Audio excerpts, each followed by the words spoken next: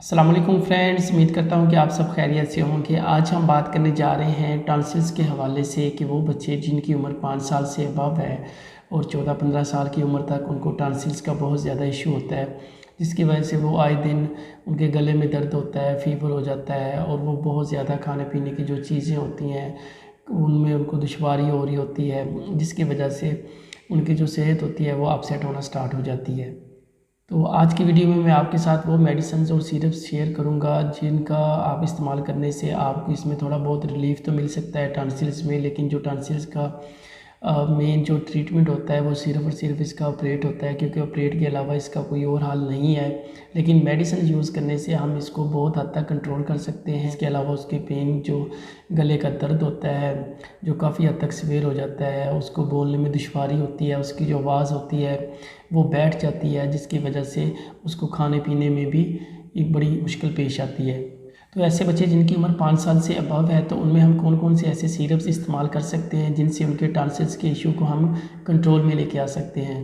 तो सबसे पहले बात करते हैं सिरप अज़िटमा की। सिरप अज़िटमा जो 200 mg का एक सिरप होता है, इस सिरप का इस्तेमाल करवाया जा सकता है। इसके साथ बच्चों में कोरेक्स डी सिरप का इस्तेमाल करवाया जा सकता है। कोरेक्स डी जो होता है ये बच्चे के गले की स्वेलिंग वगैरह को कंट्रोल करने में अहम किरदार अदा करेगा। इसके अलावा हम इसके साथ स्टीरन सिरप का इस्तेमाल करवाते होते हैं। और इसके साथ अगर बच्चे को बहुत ज़्यादा फीवर हो रहा हो तो हम सिरप टर्सिका का इस्तेमाल कर सकते हैं, जिसका फार्मूला डेक्सीब्रूफेन होता है। अब बात करते हैं कि इन सिरप्स का इस्तेमाल कैसे होगा और ये सिरप्स जो हैं ये किस तरह काम करते हैं। सबसे पहले हम बात करते हैं सिरप अज़िटमा की। ये एक एंटीबैक्टीरियल सिरप होता है जिसका फार्मूला अज़िथ्रोमाइसिन होता है। ये 200 mg का सिरप है, यानी कि 200 mg जो इसकी डोज़ है वो पर 5 ml पर होगी। ऐसे ही हम बात करते हैं कोरेक्स टी सिरप की। कोरेक्स टी सिरप आमतौर पर तो खांसी वगैरह में इसका इस्तेमाल करवाया जाता है। ये गले की सोजिश वगैरह को कंट्रोल करने में, जो स्वेलिंग वगैरह हो जाती है उसको कंट्रोल करने में ये काम करता है। बात करते हैं सिरप टर्सिका की। सिरप टर्सिका जिसका फार्मूला डेक्सीब्रूफेन होता है, ये नहायत ही ज़बरदस्त सिरप और बड़ी तेज़ी से काम करने वाला सिरप है। यानी अगर आपके बच्चे को फीवर वगैरह हो जाता है तो उसको आप इसकी जब डोज़ देंगे तो 15 से 20 मिनट के अंदर उसका जो फीवर है वो कंट्रोल होना स्टार्ट हो सकता है।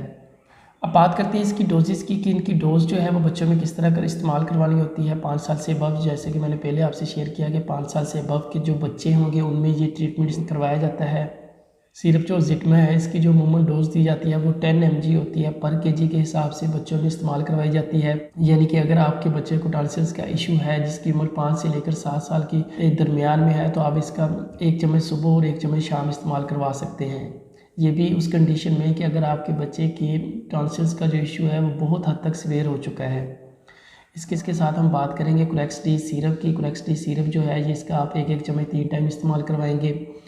तीसरे नंबर पर सिरप टर्सिका की बात करते हैं। सिरप टर्सिका आप 1.5 चम्मच भी 3 टाइम बच्चे में इस्तेमाल कर सकते हैं। ये डिपेंड करता है कि बच्चे का जो फीवर है वो किस हद तक जा रहा है। अगर फीवर ज़्यादा हो रहा है, तेज़ हो रहा है तो आप इसका 1.5 चम्मच 3 टाइम इस्तेमाल करवा सकते हैं। अदरवाइज़ आप इसका 1.5 चम्मच सुबह शाम इस्तेमाल करवा सकते हैं। अब बात करते हैं कि मेडिसिन के इस्तेमाल करने के साथ साथ कौन सी ऐसी एहतियातें जो लाजमी करनी होती है। यानी कि आपने ठंडे पानी से परहेज़ करनी होती है। अगर सर्दी का मौसम है तो सर्दी से बचना होता है। कोई भी किसी किस्म की खटपटी चीज़ें, बाहर की चीज़ें नहीं खानी होती जिससे उनका टॉन्सिल्स का इशू या गले का जो इन्फेक्शन है वो बढ़ सके। क्योंकि अगर मेडिसिन इस्तेमाल करने के साथ साथ अगर आप किसी किस्म की परहेज़ नहीं करते तो मेडिसिन इस्तेमाल करने का कोई फ़ायदा नहीं होता, क्योंकि जैसे ही मेडिसिन वर्क कर रही होती है आप ऊपर से वैसे ही खट्टी मीठी चीज़ों का इस्तेमाल करके अपने गले का इन्फेक्शन जो होता है उसको फिर से बहाल कर देते हैं।